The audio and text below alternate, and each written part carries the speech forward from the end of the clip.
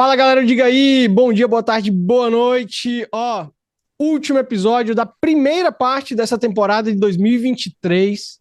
Eu tava aqui com esse convidado nosso, eu tava falando que talvez, comparando com o primeiro episódio do Diga aí, lá atrás, com o meu querido Marcos Buais, esse é o episódio que eu tô mais nervoso. Na verdade, eu nunca fico nervoso pra gravar o Diga aí, mas hoje eu tô nervoso, velho, porque, porra, eu tô com literalmente um ídolo do tênis, velho. Eu tô aqui com o Bruno Soares, beleza, Bruno? Grande Marcelo, beleza, tudo ótimo, prazer estar aqui com você. Que bom que você também é do nosso esporte, né, do tênis. Pô, tá louco, Porra, prazer meu, velho. Tá louco falando com um multicampeão de tênis. A gente vai falar um pouco sobre isso, vai falar sobre isso, sua carreira, vai falar sobre o circuito. Eu quero muito falar sobre o circuito, eu tenho muita dúvida, sou muito curioso. E também sobre essa sua nova fase Bora. aí, empreendedora. Mas antes, Bruno, antes da gente passar para nossa entrevista em si, eu preciso agradecer aos meus parceiros aqui, no caso, a Apex Partners, né, que é esse estúdio que você está vendo aí e que nos ajuda muito. A Apex é uma empresa dessa área assim, de mercado financeiro aqui no Espírito Santo e agora também está no sul do país. Tá? Os caras estão expandindo muito e o objetivo de ser o primeiro banco regional aqui da região e com certeza vai conseguir. A Apex é muito fora da curva. E também ao Five Sport Bar. Eu não sei se você já teve a oportunidade, seja em Salvador, em Brasília, até mesmo aqui em Vitória. O Five Sport Bar, ele pega aqueles elementos que tem nos bares da ESPN fora do país, não tem? Aquele negócio super esportivo com 500 Aham. televisões. Então, é o caso do Five Sport Bar aqui em Vitória, em Vila Velha. Por exemplo, Pô, que legal, que todo legal, Grande Slam eu vou para lá assistir, velho, porque é muito irado. O local é fora do comum. Então, agradecer aos nossos mantenedores e parceiros que aí. legal. Bruno, vamos nessa. Primeira pergunta. Quem é Bruno Soares? Essa é sempre minha primeira. Eu sempre começo assim. Quem é Bruno Soares? Quem é Bruno Cara, Soares? Bruno Soares, nascido em Belo Horizonte, cidadão do mundo, tenista, não vou falar tenista profissional porque eu não sou mais Já tenista, aposentou, sou né? um tenista, tenista apaixonado e um cara bastante tranquilo e tentando estar sempre de bem com a vida. Não, pois é. E aí eu tenho que fazer um agradecimento mais que especial ao Giovanni Decker, cara, que eu entrevistei aqui recentemente, me colocou em contato com você. Muito obrigado, Giovanni. Um episódio sensacional, tá? Fica aí depois a dica, se você gostar de ouvir podcast, para ouvir o episódio com o Giovanni. Giovanni é fora de série. Fora de série, cara, sensacional. Bruno, conta pra gente assim do seu início. Bom, que você chegou lá. É, Bom, pelo menos eu espero que todo mundo que esteja escutando sabe, mas eu sei que você chega lá, todo mundo sabe. Mas como que foi esse início aí em BH para você começar essa carreira irada? Pois é, meu início é um pouquinho interessante, digamos Aham. assim. Eu nasci em Belo Horizonte, com 2 meses eu fui morar no Iraque. Ah. E acho que a maioria das pessoas No já sabe dessa história minha, mas eu Iraque? morei 6 anos no Iraque. Caraca, que doideira. Exatamente, Iraque, terra de Saddam Hussein, década de 80. Meu pai, engenheiro civil.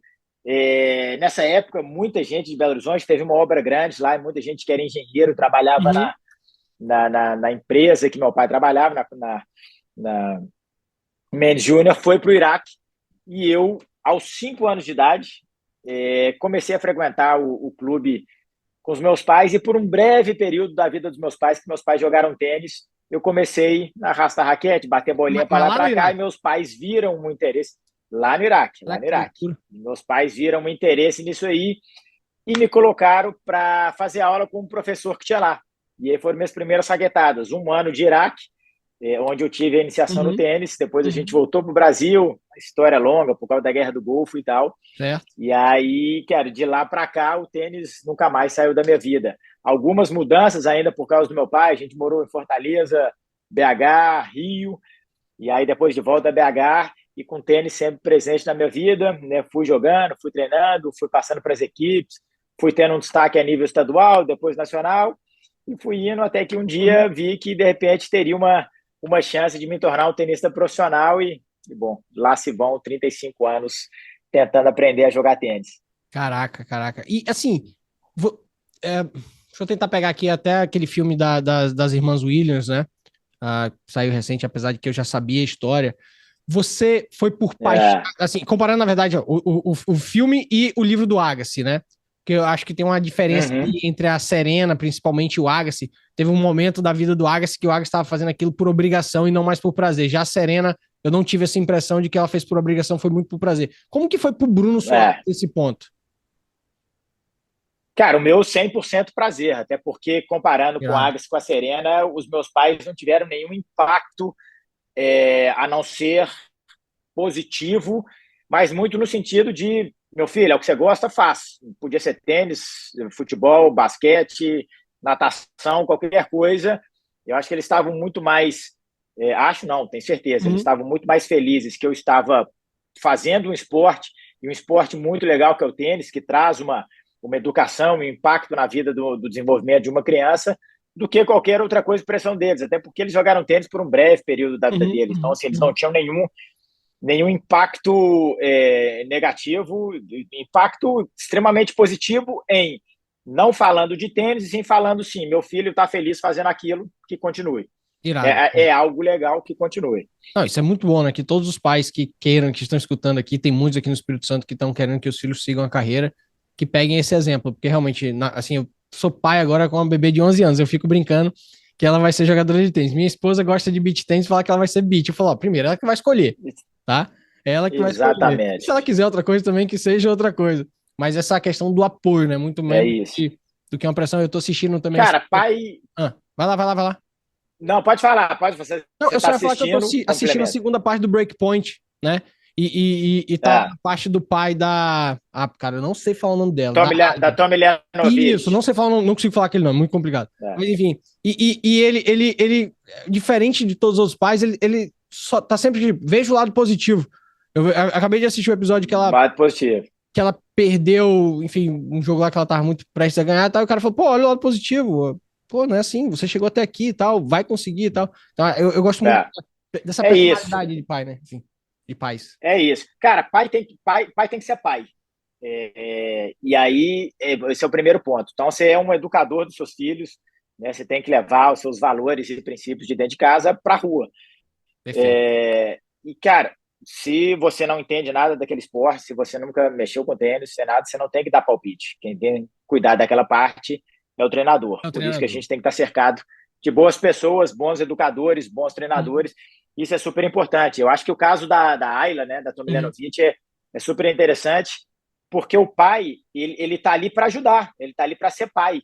E ele ajuda nos treinos, ele ajuda no que precisar, mas ele é muito claro a relação deles ali de que ela tem um respeito, né? Ele tem essa visão sempre positiva, mas ela, ao longo do processo, já teve vários treinadores, e o pai sabe que ele é pai.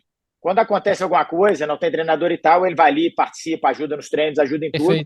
Cara, mas de um modo geral, você vê, ele é um cara super bacana, alto astral, que ele tá ali. Qual que é o papel dele? Ser pai. Ser pai, né? Muito bom. Como que foi para você, Bruno, essa questão? Enfim, pelo jeito, seus pais foram pais nesse conceito que a gente está construindo assim. Como que foi essa construção com os seus treinadores?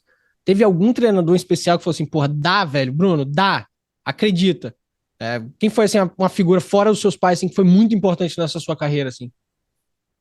Cara, não, muita gente, muita gente. Eu acho que desde do cara que me formou, que é muito louco, o cara que me formou chama Ailton, foi o cara que realmente o primeiro treinador que eu tive que me pegou e me desenvolveu ali com 7 anos e tal. Ele chama Ailton, e hoje, né, vamos botar, com 7 anos, eu tenho 41, 30 e tantos anos atrás, 34 anos atrás. O Ailton hoje trabalha com a gente na nossa academia, e o filho do Ailton é um dos caras que treina o meu filho. Então você vê como é que... Legal. Isso é muito animal. Então até hoje é um dos meus grandes formadores. Cara, mas eu passei por muita gente boa. Fui muito impactado por muita gente legal.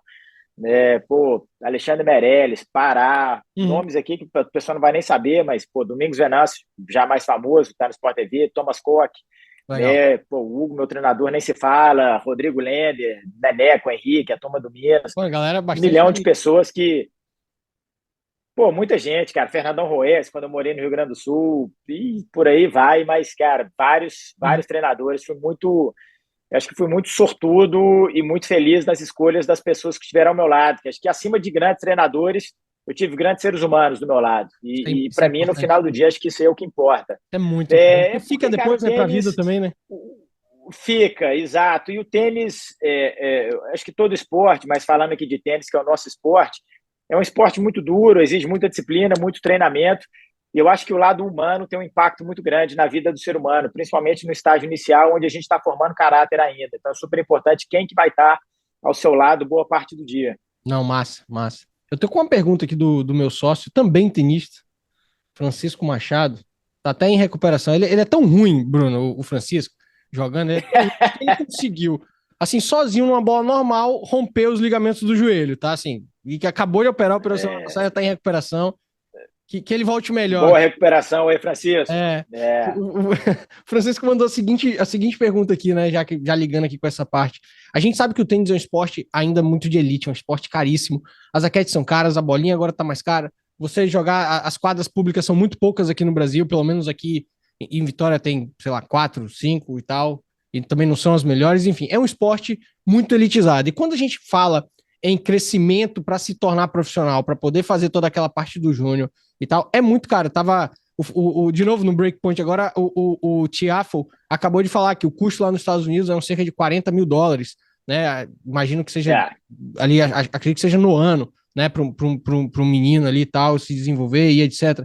Como que foi para você e aí não só do Bruno, como que assim melhorar isso? Porque, pô, é difícil se tornar profissional, não apenas no caráter técnico, mental e financeiro também. Fala um pouco para mim sobre isso. É uma situação extremamente complicada. Eu acho que a gente, nos últimos, sei lá, 15, 20 anos, fez um bom trabalho em tentar massificar o esporte. Né? Você pega, por exemplo, aqui na Fly, que é a nossa academia, a gente tem um projeto. Hoje a gente treina mais de 2.500 crianças de escolas públicas. Legal. Né, que tem contato com tênis desde os 5 anos de idade. O que acontece é o processo. O processo, de um modo geral, é complicado.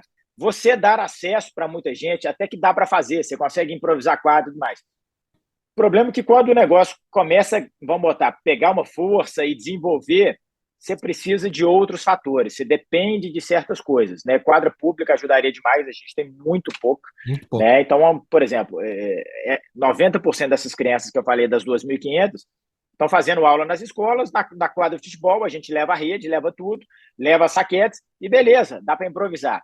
Daqui a pouco, essa criança se desenvolvendo e melhorando, ela precisaria estar numa quadra, tal. A gente traz um bocado dessas pessoas, os melhores, aqui para a academia, para dar treino, dar bolsa, tudo mais. Só que você fica limitado ao número de pessoas que você consegue executar isso. E é um esporte caro, não tem jeito, tá? Para você fazer, é um esporte caro. Acho que a grande diferença, você pega o seguinte, o futebol é barato? Não, o futebol não é barato, o futebol também é caro. Só que o futebol você tem um time e uma estrutura que paga por tudo isso. É diferente do tênis. O tênis, o jogador é o presidente do seu clube, é o CEO da sua empresa. No futebol, não, você faz parte de um contexto. Então, você vai ali, você é contratado. Então, o moleque de 13 anos que joga bem, ele vai para a base do Cruzeiro, para a base do Vitória, para a base do Flamengo, começa a receber um salário, vale transporte e tudo mais, já começa a ter alguma coisinha. No tênis é muito difícil. Se você não ganha uma bolsa, tem as viagens, tem que competir, você paga por tudo. Então, você depende de muita iniciativa, né, público-privada para conseguir patrocinadores, apoio, né, algum projeto do governo, alguma coisa assim para ter. Então, assim, realmente é complicado, porque o esporte individual tem esse fator, né, de você ser o presidente da sua empresa, né, você paga tudo, é difícil.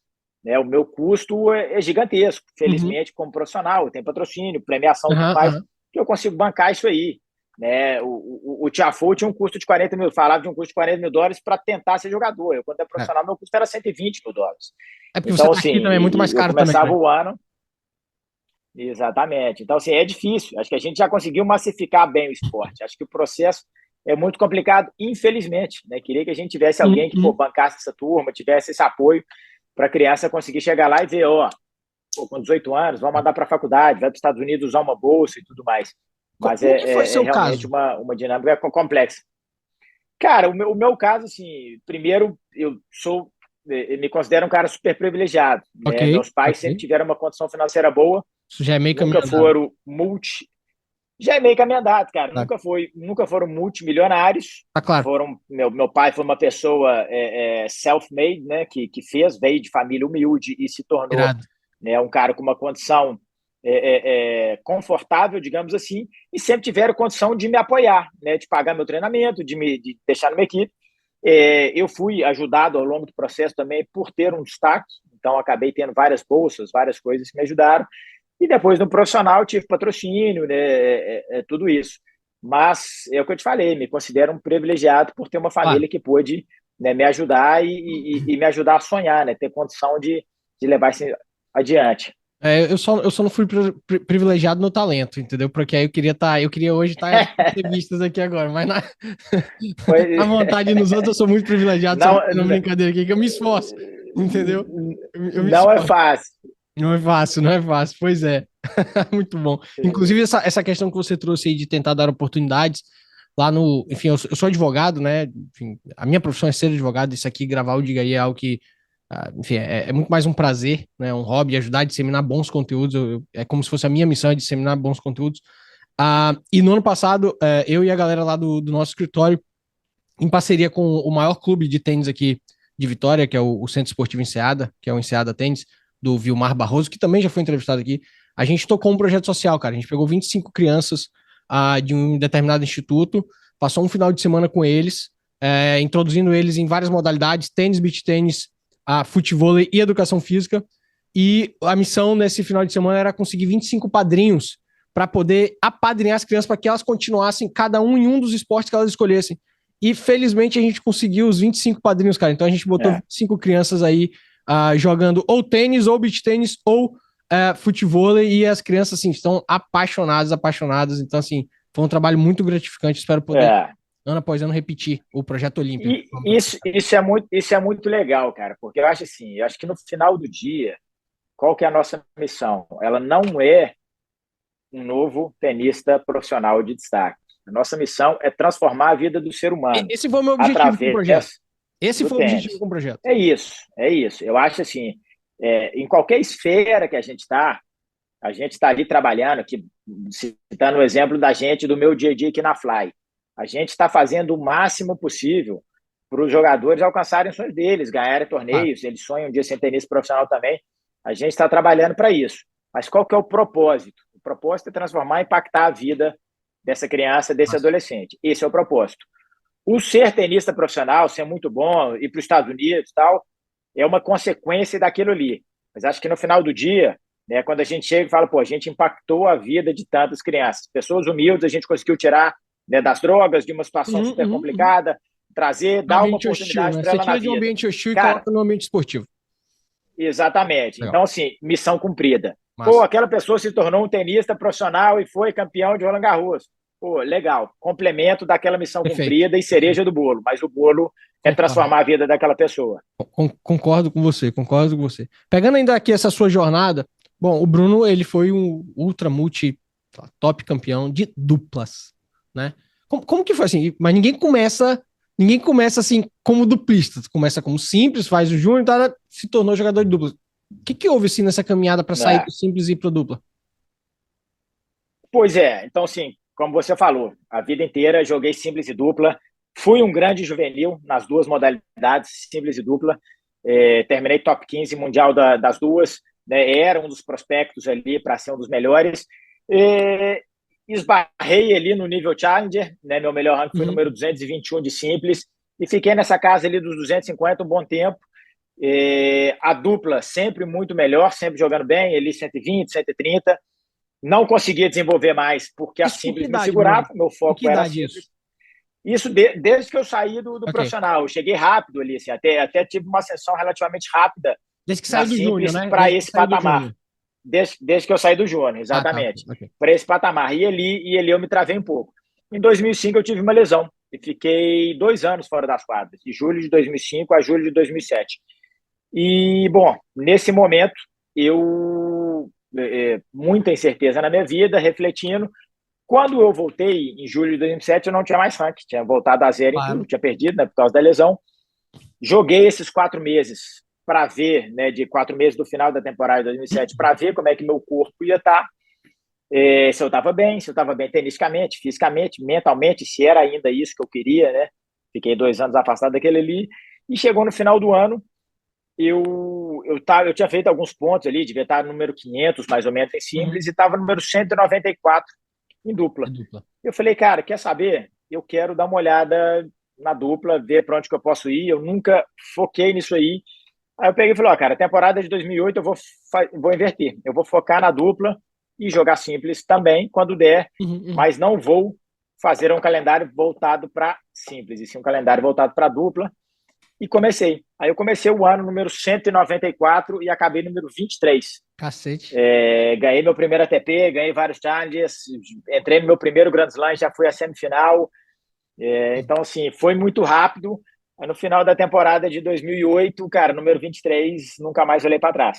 Aí é E aí foram difícil. 15 anos aí de como duplista. Então, assim, foi a melhor decisão da minha vida, mas também não sabia onde que a Simples ia me levar, né? Não, claro. Poderia ter voltado. Não Certeza. acho que ia ser um jogador top 100, mas poderia ter sido ali, número 120, 130.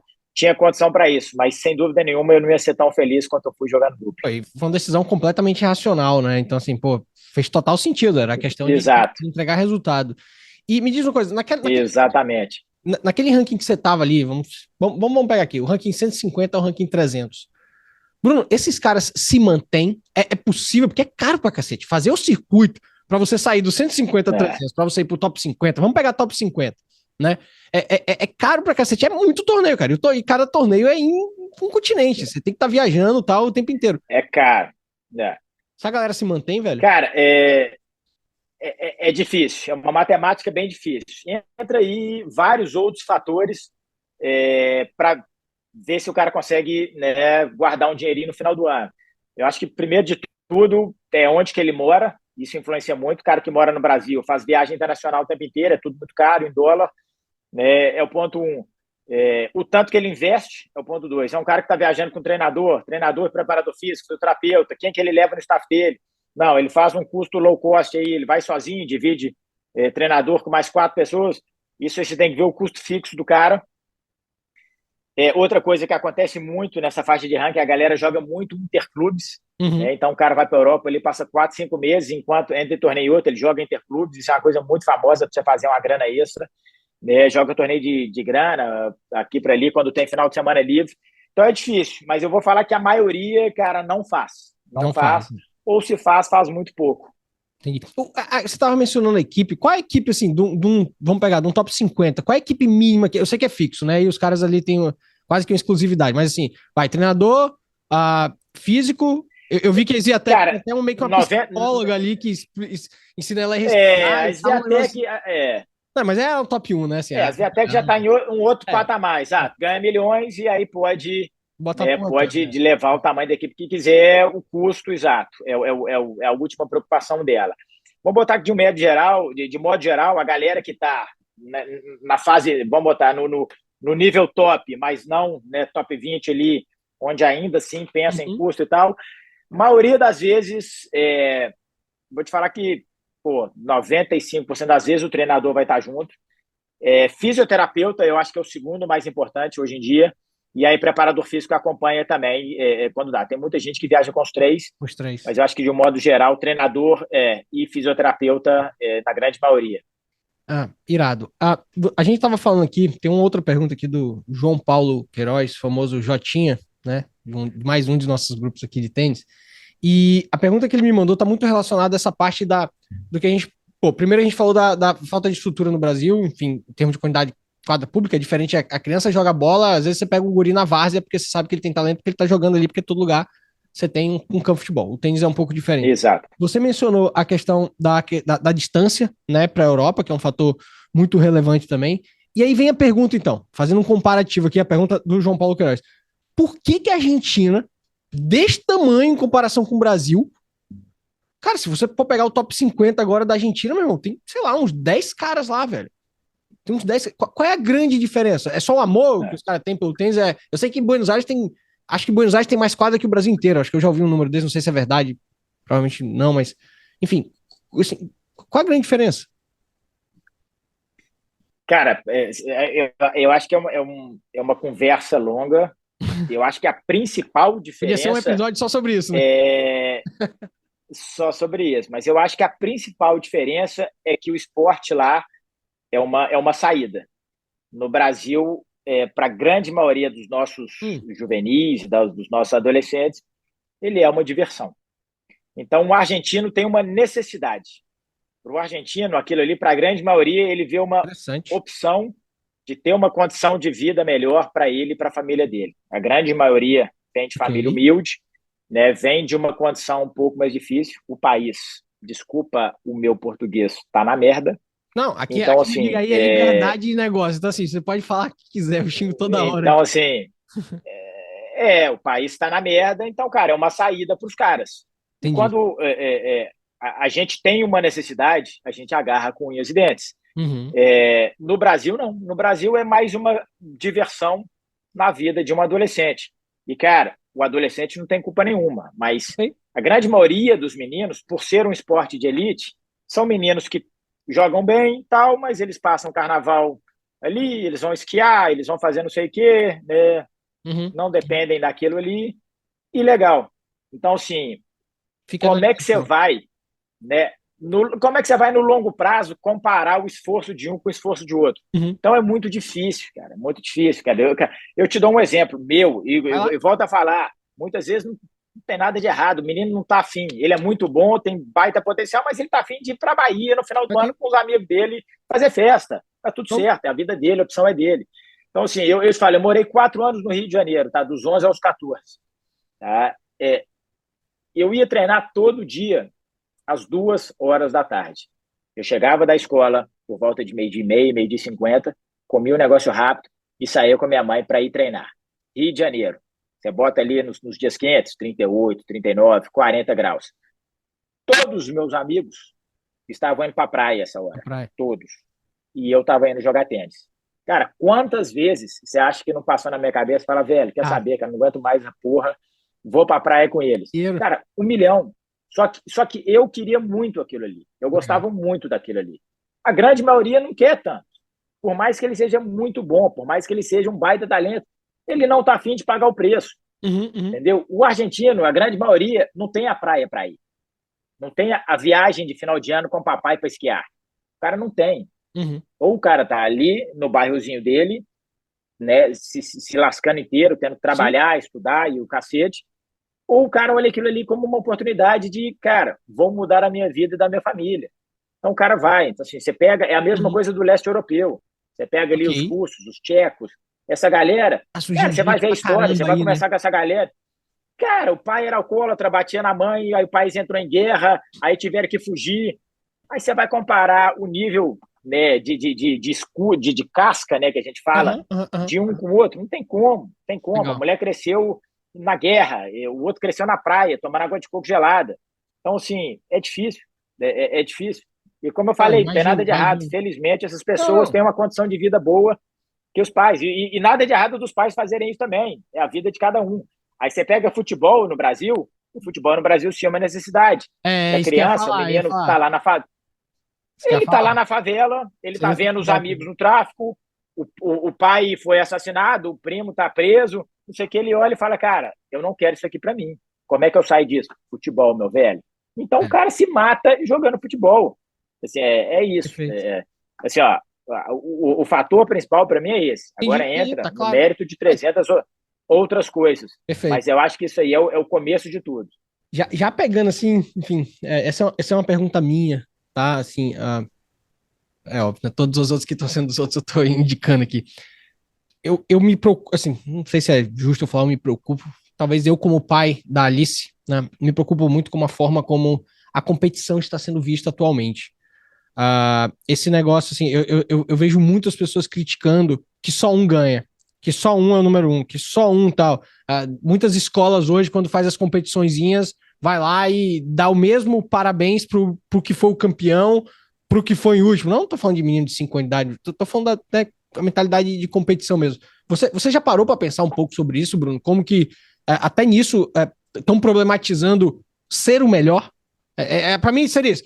Você Já concorda que estão problematizando ser o melhor? estão criando um monte de, não sei nem a palavra para isso, um monte de fraco.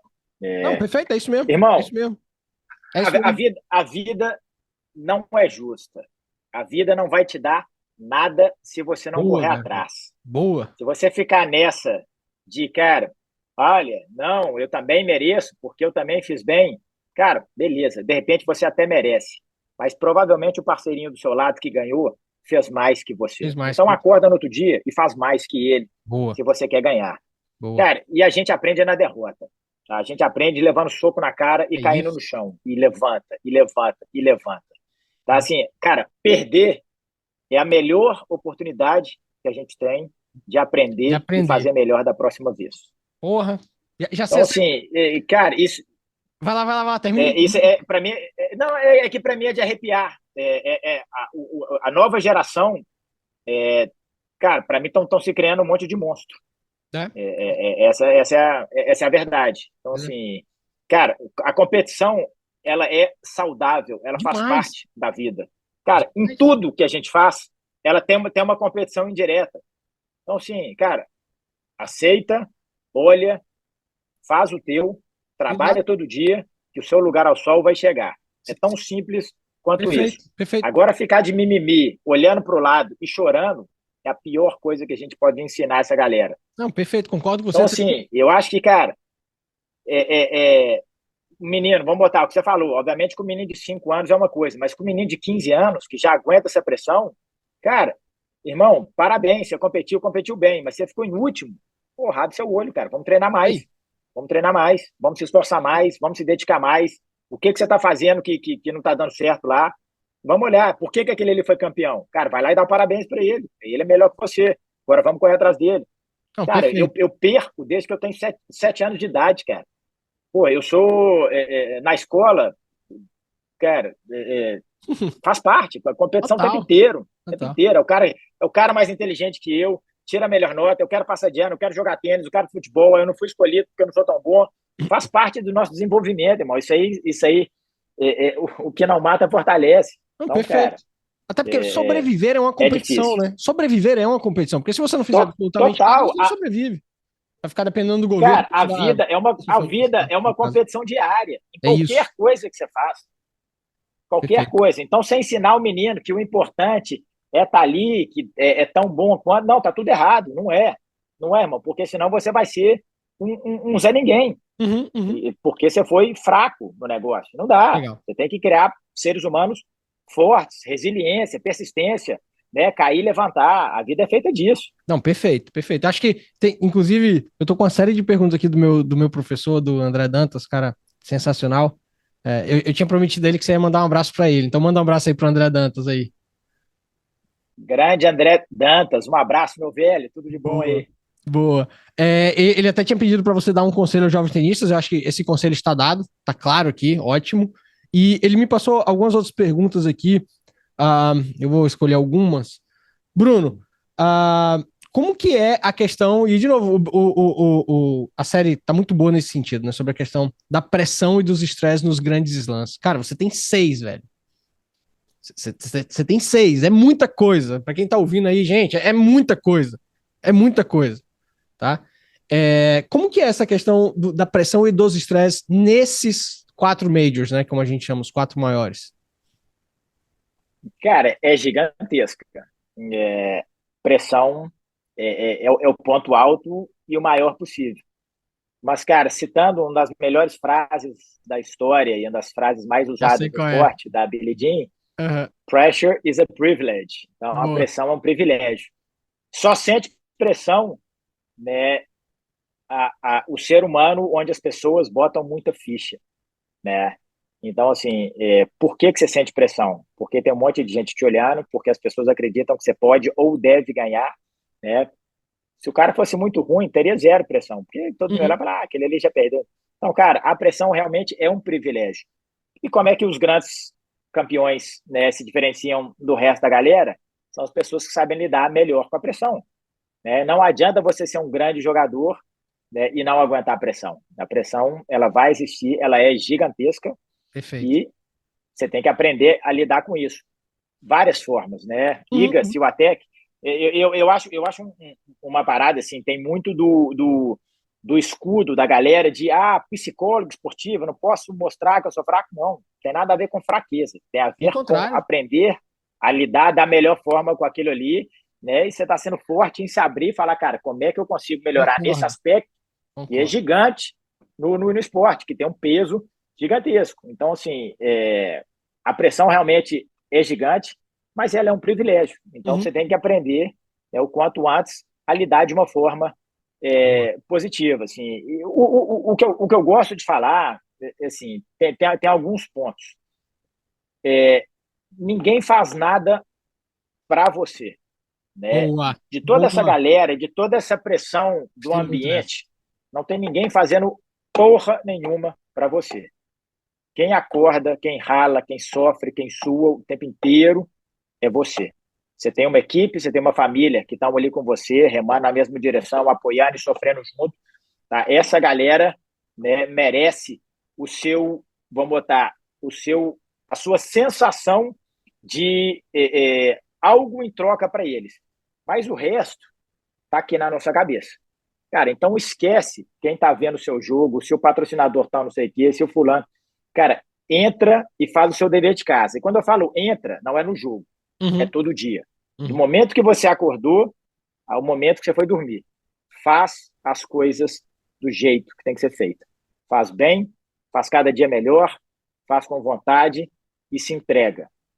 Entra no jogo e dá o máximo. Você vai dormir tranquilo, Irado. indiferente do E, resultado. e o bom é que isso que você acabou de trazer tem uma ligação muito forte, até mesmo com nossa vida pessoal e nossa vida profissional, que não seja de um esportista. Por exemplo, como 100%. E empresários, isso é a vida. qualquer coisa. Exato, exatamente. Tipo assim, isso que você acabou de falar, eu me vejo sendo pai, né? Tipo assim, pô, faça seu melhor todo dia como pai, faça seu melhor todo dia como profissional, como Acabou, advogado e acabou. tal, e aí você vai dormir tranquilo. Pô, perfeito, muito bom, muito A bom. única diferença é que o tênis te coloca à prova quase que todo dia isso aí. Perfeito. E a vida, não que a vida a gente não tenha isso todo dia, mas a vida te dá esses choques de realidade a cada tanto tempo, né? Que você Irado. chega ali, você fracassa ali num concurso, você perde, né, alguma coisa que está ali você que é advogado, né? Algum caso, alguma coisa, e que você olha e fala, pô, não fiz o meu dever de casa bem feito. Fica a Uhum. lição. O tênis te coloca quase que todo dia, né, quase que toda semana à prova, que você está competindo e tal, é mais vivo. Mas isso é a nossa vida, é o que a gente falou da galera das escolas mimimi, Perfeito. isso aí, isso é a nossa A vida. mimimi, Se boa. você criar um cara fraco, um ser humano fraco, ele vai ser fraco lá na frente. Então, Com certeza, não com funciona. certeza, com certeza. E outra do André, tem mais duas aqui dele, eu prometi que eu ia. Ele falou que vai melhorar meus treinamentos se eu fizesse mais perguntas dele. Então, enfim, vou focar aqui um pouquinho no André. Tá justo. Ah, ele pediu para você indicar os momentos mais memoráveis da sua carreira, Bruno. Indica dois ou três, assim. Puta, isso é difícil. Cara, eu vou falar os três. Vai. Representar o Brasil pela primeira vez, Copa Davis. Irado. Isso é surreal. Primeiro Olimpíadas, mais uma vez. Eu acho que quando você joga pelo Brasil tem um peso gigante. Uhum. Copa Davis, ainda mais, porque Copa Davis você tem que ser escolhido. O capitão tem que te selecionar. Então, assim, é uma honra muito grande. As Olimpíadas, não. As Olimpíadas é mérito, é ranking. Uhum, uhum, Né? uhum. Então, você Legal. tem bom ranking, você vai jogar. Você não depende de uma escolha, mas é de arrepiar jogar umas Olimpíadas e defender o Brasil. Cara, e acho que a terceira, acho que é jogar meu primeiro Grand Slam, não é nem ganhar, porque Olha, jogar foi a realização de um sonho. Acho pô, que que irado. esses três momentos. Boa, boa. A última de André. Quais são pro moleque, né? Imagina que eu não tenho mais 36 anos, imagina que eu tô ali com meus 10 para 12, tô naquele sonho, caraca, eu vou ser profissional e tal. Quais são as principais habilidades e técnicas que essa gurizada, os meninos, as meninas da cidade aí que querem dar a virada, né? Sair da brincadeira e passar pro sério mesmo precisa ter. Quais são as principais habilidades e técnicas? Cara, habilidade, vamos botar, técnica é treinamento. É estar cercado de boas pessoas, bons educadores e bons treinadores. Uhum. Mas acho que a principal habilidade é a capacidade que a gente tem de aceitação. Eu acho que quanto antes a criança entende isso, melhor ela fica. O que é isso aí? Ela entender e aceitar tudo que ela tem que fazer e Entendi. aprender a lidar com todas as frustrações dela, porque vão ser muitas. Tá? Ela não vai conseguir alcançar os objetivos dela algumas vezes, ela vai perder jogos que ela não perderia, ela vai estar dias que ela não consegue colocar a bola dentro de quadra, ela vai perder de uma menina que ela ganhava e vai ter que voltar a Uhum. treinar mais para ganhar dessa menina, ou menino, e por aí vai, né? Vai tomar Uhum. porrada para cacete. Então, é a capacidade de aceitar todas essas frustrações pegar aquilo ali, transformar aquilo ali num aprendizado, numa lição e seguir em frente. O Pô, famoso boa. cair e levantar. Eu acho que Interessante. quanto antes a gente entende isso aí, mais uma vez fazendo um paralelo à vida, quanto antes a gente entende isso aí na vida, mais rápido é a nossa evolução. E acho que isso aí é um grande diferencial numa criança. Irado. Né? Eu acho que você pega os argentinos, eles entendem aí muito cedo. O argentino tem uma frase que para mim é uma das melhores, e mais uma vez eles usam no tênis, mas ela serve para qualquer coisa, que eles falam o seguinte: tem que gostar de sofrer. Uhum. Só Boa, vai para frente quem gosta de sofrer. boa. Porque é muito legal. Jogar final de Grand Slam, né? O glamour e o cacete, E todo é antes. lindo. Só que isso aí é 1% do seu tempo. É. Os outros 99%, você tem que gostar Irado. de sofrer. Então, um cara que aprende a gostar de sofrer, levar porrada, levantar de novo, né? Tá cansado e treinar melhor, Uhum. esse é o cara que vai conseguir Pô, sair na muito frente boa. do resto do bolo. Admito que eu não esperava essa resposta. Muito boa. Fiquei positivamente surpreso.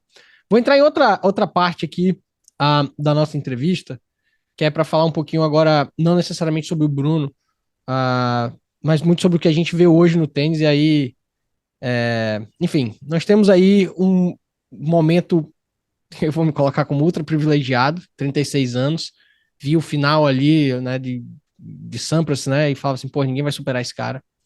E aí, de uma tacada só, vem três É, que, se somados, têm mais títulos do que todos os restantes da era aberta, né? Ah, e a gente tem também, nesse período que eu tô fazendo o recorte, aquele que foi, porra, talvez o grande responsável por muita mudança que o tênis teve, que é Guga. Então, antes de falar do Federer, do Nadal e do Djokovic, Brunão, qual o tamanho de Guga, velho, nesse mundo do tênis? Não tô falando no Brasil, tá? No Brasil a gente sabe. Ídolo, gente que fala, inclusive, que depois de cena foi o grande cara, junto com o Ronaldo ali e tal, etc. Qual o tamanho de Guga lá fora, velho? Porque eu vejo quando ele aparece, véio, todo mundo para cumprimentar o cara, o próprio Nadal, o Federer, o tratamento que dão a ele em Roland Garros. Qual o tamanho desse cara lá fora, velho? cara, o tamanho do Guga, e é o que eu acho que é mais legal, é, e as pessoas são lembradas muito em função disso, chama-se para mim ser humano. Ó, Ele é um cara que é um grande ser humano acima de tudo. O que ele ganhou na cabeça dele é indiferente no sentido de o ser humano é o que fica. Então, acho que ele sempre teve esse comportamento, sendo o Guga número 150 do mundo ou o Guga número 1 do mundo, tricampeão de Roland Garros, uhum. ele sempre teve a mesma essência. Cara, quem teve o privilégio de conviver com o Guga é um cara extremamente carismático, é um cara extremamente agregador, é um cara extremamente do bem, é um cara que está Tá sempre sempre sorrindo, preocupado, né? Tá né, sempre sorrindo, né? com o ambiente. Sempre, cara. O Guga o Guga é vida, velho. O Guga, assim, Irado, né? ele estar perto dele, eu falo sempre, cara, tem dois caras que até hoje, quando eu chego perto, me fazem arrepiar. É o Federer e o Guga, de Mas. todos que eu já conheci. São Uhum, uhum. caras que eu me tornei amigo, né, que eu tenho relação, não são caras que são só ídolos, são caras Uhum. que eu convivo com o Guga desde que eu tenho 17 anos de idade, né, se tornou um grande amigo, e eu convivi com o Federer quase que minha carreira inteira. Somos amigos, né, a gente Sério? trabalhou muito no conselho, mas é um cara que até hoje chega perto, tem algo diferente. O cara chega, tem o ambiente Uma muda, o aura, né? Guga é igual. E cara, eles têm algo, um brilho diferente. Aham. Não que Nadal, Não, não, né, tô outras entendendo, tô pessoas não entendendo. Tá, tenham. tá claro, tá claro. Nadal também, mas tô falando que para mim são os Sim, caras que me fazem tudo. arrepiar. Né? Igual quando fala que quando você arrepia que passou aquele fantasma, mais ou menos os dois. Então acho que o Guga é isso, cara. O Guga é um cara que transcende o esporte, não pelos títulos, mas pelo ser humano, por quem ele foi, pela essência dele. Então, É. ele é um cara que a legião de fãs só aumenta. Ele já parou de jogar Hum. tem, sei lá, cara, 14, 15 anos. E tá E a aí, né? legião de fãs só aumenta porque todo mundo que tem a oportunidade de conhecer o Guga se apaixona, Irado. vira fã do cara. Então, acho que isso é a grande Massa. diferença. Cara, em falar de Brasil, que você falou, nem se fala, mas é um ícone Claro. mundial. Massa. Porra, massa mesmo, massa mesmo. Agora vamos lá, vamos agora questões um pouquinho mais polêmicas aqui, né? Ou não, talvez para você. de novo, temos nesses últimos anos aí, nas últimas 2 décadas, vou pegar assim principalmente, os 3 maiores indiscutível da história. E ainda podemos botar a Serena no meio, tá? Então os 4 maiores da história, Serena Os destruiu. 4 maiores, é. Então, mas lá não tem muita discussão, né? Ou tem muita discussão hoje dos 3 aí. Vou falar o que eu acho, ok? Dos 3 aqui. E aí depois eu quero saber o que o Bruno acha. Eu acho que Federer foi o cara mais importante pro esporte. Ponto. E em termos de talento, de beleza, de classe, de presença, é Federer, cara. Pra mim é o que eu mais gosto, apesar das pessoas acharem que não, é o que eu mais gosto, assim, como ídolo, vamos botar assim. Nós temos Nadal, Concordo. né? Nós temos Nadal, que pra mim, em termos mentais e superação, porque pra mim, o que Nadal fez depois da lesão que ele teve, não lembro quantos anos atrás, não lembro, mas ele mudou o jeito de jogar, né? Ele precisou ser um cara mais agressivo, ele mudou o jeito de jogar porra, você, né? Eu que pensei que é difícil mudar seu estilo de jogo depois de ser tão dominante para poder se manter como número 1, e, porra, ficou ali e tal. Então, eu acho que o feito dele, eu diria assim, que é o feito mais louco de pensar ali, aqueles 14, não é isso? Acho que são 14. De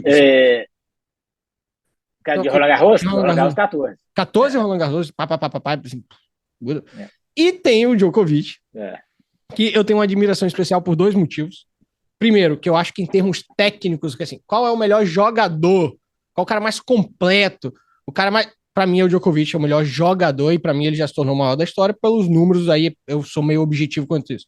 Eu tenho muito respeito pelo Djokovic, pela fortaleza que ele foi, independente de eu concordar ou não, tá? Fortaleza que ele foi em relação aos princípios e valores deles nessa parada da Covid, ok? Eu não estou dizendo que ele fez certo ou errado, não precisamos entrar nesse mérito. Estou dizendo que o cara falou assim: eu penso isso, e se esse é o preço que eu tenho que pagar para manter os meus valores, não jogar, não tem problema. E olha que era a coisa, em tese, mais importante para ele. Então, é isso que eu penso dos 3. E eu sou feliz pra caralho de ter os 3. Eu não quero que. Eu não falo que eu gosto mais do Federer porque eu quero mal do Nadal. Ou eu não sou Federer porque eu quero mal do Djokovic. Quando eu falo que Djokovic pra mim é o melhor, não tô diminuindo os outros 2. Cara, assim, é absurdo. Inclusive, eu tava lá em 2009, quando Nadal ganhou aquela final épica do Medvedev, uma coisa assim, absurdo. E me arrepio até agora de pensar, pô, então é isso que eu penso. E o que o Bruno pensa desses 3, cara? Muito parecido com o que você falou, eu concordo com isso aí. Hoje não tem como não falar que Djokovic é o melhor da história. Os números dele são bizarros. Assim, cara, é difícil de falar. Assim, É difícil falar. Obviamente, nós estamos falando de três ETs, né?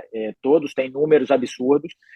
Acho que 14 grandes lãs do Nadal, cara, é um tanto quanto absurdo, mas Djokovic também já tem 10 na Austrália, e não me assustaria ele chegar a 12 e 13. Uhum. Cara, e ele fez, a cada 2 grandes lãs que ele joga, ele chega na final em 1. Isso aí para mim, é um negócio absurdo. A cada 4 que ele joga, ele chega na semifinal em 3. Então, assim, cara, é loucura de se pensar. Eu acho que é difícil explicar isso em palavras, esses números. Mas ele é, sem dúvida nenhuma, o melhor da história. Uhum. Eu acho que Nadal e Federer, né, se eu for definir, obviamente, são 2 ETs também, né? Nadal é a maior força mental. E provavelmente, cara, deve estar top 3 de todos os esportes. É difícil falar que ele é o melhor, porque você tem que parar e fazer uma análise completa. E o Federer, eu acho que a sua definição ela é muito precisa. O Federer, eu acho que é o cara mais relevante da história do nosso esporte. Ele teve maior importância como nome ser humano. Porra, muito bom, muito bom. E, por último, o último tópico aqui, antes da gente ir basicamente para nossa parte 2, sobre essa nova geração, né, dos novos tenistas, né?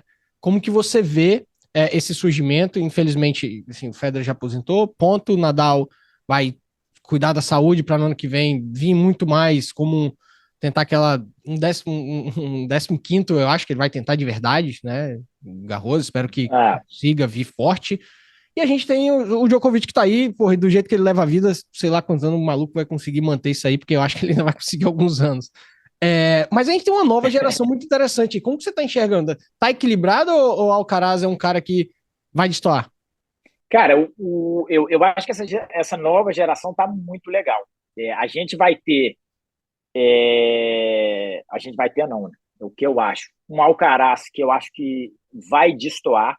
Vai ser um cara que vai estar um pouco à frente do pelotão, mas tem uma galera muito forte acompanhando. Eu acho que um cara que, quando ele chegar na sintonia fina dele, no grau de amadurecimento, que é o Yannick Sinner, ele vai ser o próximo. Eu tô com ele, pra mim Ele ele é é o um cara 2. que Ele tem. é o 2. Cara, ele é o dois, se bobear em alguns pisos, ele é um, tá? Não, sim, Eu sim. acho até Quando que eu ele pode fiz ser ele é melhor o que o 2 no Alcaraz. sentido de que vai destoar, na minha opinião. Eu tenho um terceiro. Tá? É, Eu tenho um terceiro exato. que eu acho que vai destoar. É. Então, assim, eu acho que são hoje os dois, né, que estão aí. Cara, mas vem muita gente boa, né? Zverev, Medvedev, né? Sim. Eu acho que o Aliassime é um outro cara que ainda precisa É, achar. Ele tem uma curva de crescimento grande ainda. sim. Tsitsipas também. Cara, Tiafoe, Rublev, pô, tem uma galera muito legal vindo aí. Você não falou quem seria o meu terceiro. Acho que é o Rune. Eu acho que o Rune, na hora que botar a chavinha Cara, de baixar a bola um pouquinho, Rony, eu acho que ele pode.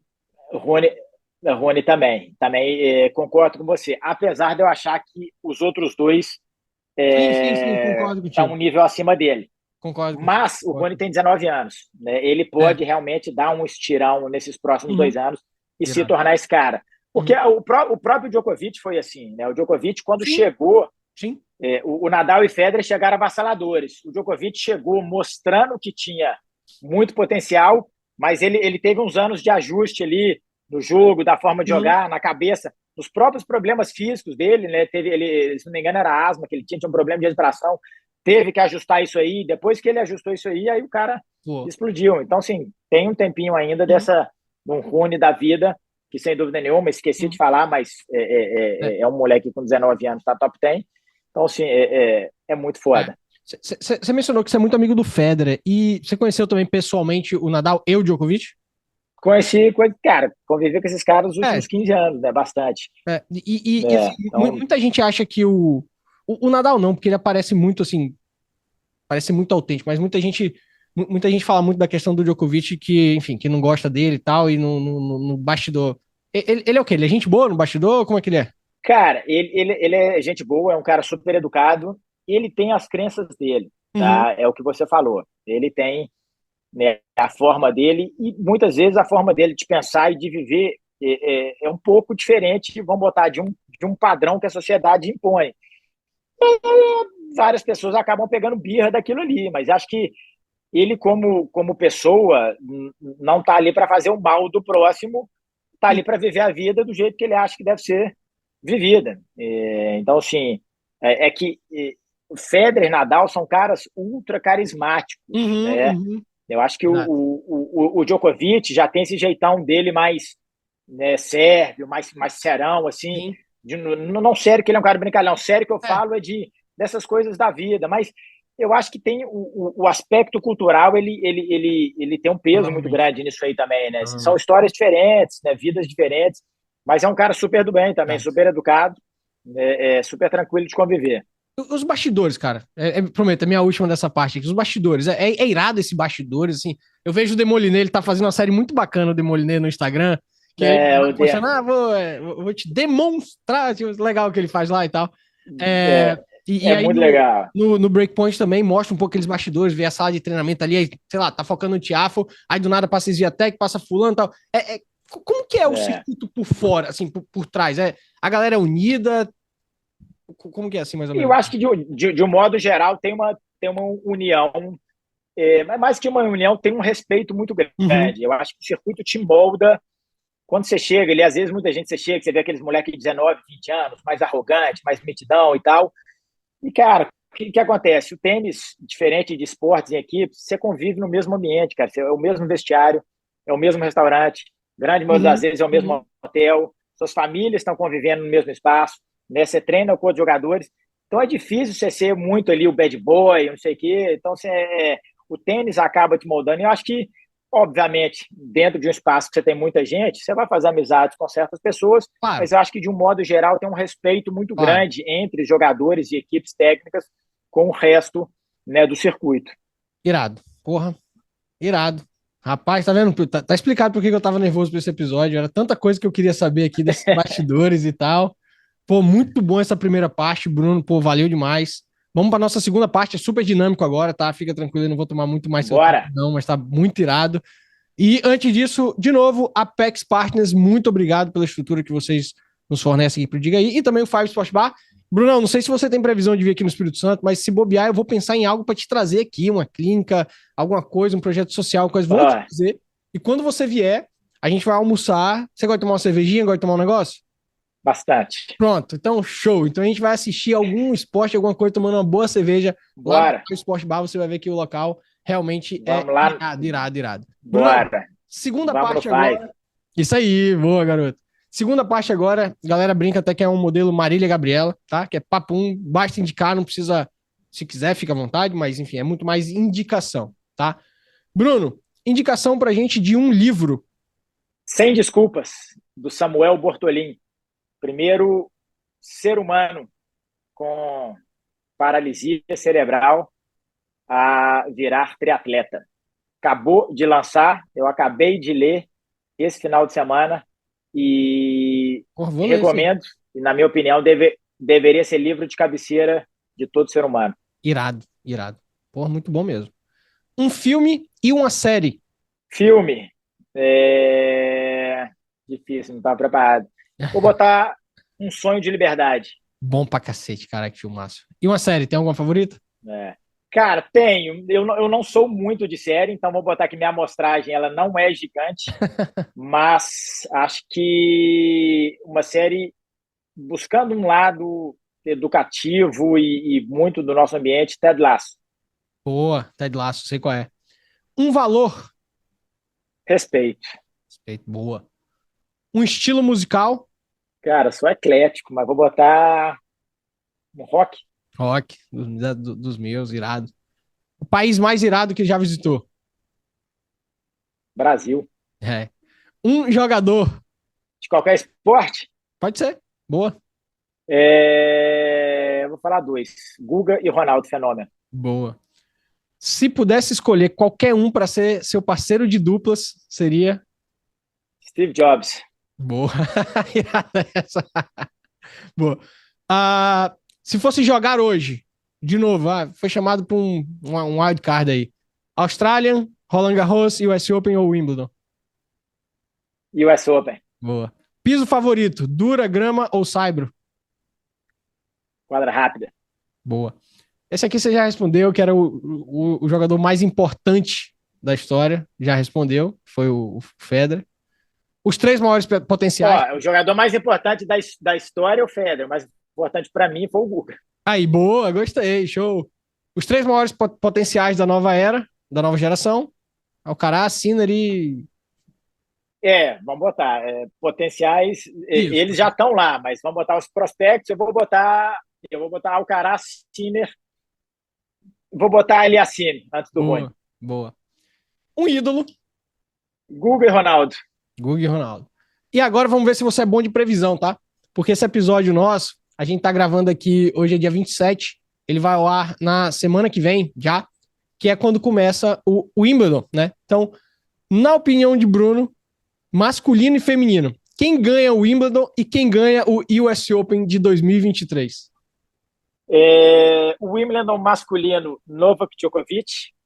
O Wimbledon feminino, eu vou botar Arina Sabalenka. No US Open, cara, eu vou botar o Djokovic. Eu acho que... Ô, Bruno, se ele ganhar, cara, acabou assim, esquece. Aí ele vai ter feito os quatro eu acho, no ano, né? eu Ele acho, tem o career, né? Ele tem aquele que, na sequência, mas nunca não, fez os ele já, quatro no ano, ele né? já bateu na trave. Que foi aquele que ele Eu perdeu acho no que tem algumas Medvedev. coisas Aquela final que ele perdeu no do Medvedev. Aí ele Medvedev sentiu pressão, tá? das poucas vezes que a gente viu ele sentir bastante a pressão. Foi. Então, cara, o cara que sente a pressão, olha pro Djokovic naquele momento e fala, é normal, todo mundo sente. Eu vou botar ele por algumas coisas. Eu acho que ele tem muita consciência que a idade está chegando para ele e vai ficar cada vez mais difícil executar as coisas. Sem dúvida. Sem dúvida. Apesar de ser palavra que precisa explicar, mas eu acho que ele aprendeu muito com aquele com aquele quase career slam, e agora, né, vai bater diferente a pressão, eu acho. Uhum. E, cara, ele tá monstruoso como sempre. No feminino, eu acho que esse Open vai dar Iga. Iga, né? Eu acho que ela Irado. tá jogando cada vez melhor nesse tipo de piso. Lá a quadra é um pouquinho mais rápida, mas eu acho que ela tá melhorando muito e eu acho que vai ser dela. Pô. Bruno, chegamos aí exatamente 1 hora de episódio. Meu irmão, que episódio. Você pediu desculpa lá que não tem pedir desculpa. Não. Que episódio foda, velho. Foda, foda, foda, foda, foda, foda, foda. Muito bom. Muitíssimo obrigado. Vou deixar aí a palavra com você para fazer um agradecimento. Desculpa, agradecimento não. Para falar suas palavras. Agradecimento é meu, total. Para fazer suas palavras finais aí. Tá louco? Agradecimento, ó. Quem tem que agradecer é você. Sou eu. Não, Nossos 3 Marcelo, slams pra gente. eu não, cara, Ídolo. eu que te agradeci a oportunidade de estar participando do Diga aí com você, tá batendo esse papo do esporte que a gente tanto ama. Cara, e mandar um grande abraço para toda a galera acho que de Vitória, do Espírito Santo e para todo mundo que está acompanhando Boa. esse episódio. Então, pô, Boa, tudo boa. de bom e a gente se encontra pelo mundo. Tem um último pedido para você. Aqui no Espírito Santo, basicamente, Bora? a gente só tem uma loja especializada na nossa modalidade, tá? Que é a Vix Tênis, os meninos lá, Jorge, Alexandre e Léo. Manda um abraço para eles, cara, que os moleques são gente boa demais e eles ajudam muito na divulgação aqui do nosso esporte no estado. Pô, que legal. Jorge, Alexandre e Léo, cara, parabéns pelo trabalho de vocês, parabéns por estar aguentando firme. É, Não é um mercado fácil, eu sei muito bem, mas parabéns por persistir e isso. acreditar nesse sonho aí de estar levando o tênis de todas as formas para a galera. Um grande Exatamente. abraço. Muito bom. Bruno, valeu, meu brother. Aquele abraço. Galera, diga aí, foi o último episódio da nossa primeira parte. Voltamos em agosto. Abraço. Obrigado, Bruno. Fui. Valeu, Marcelo, um abraço. Valeu.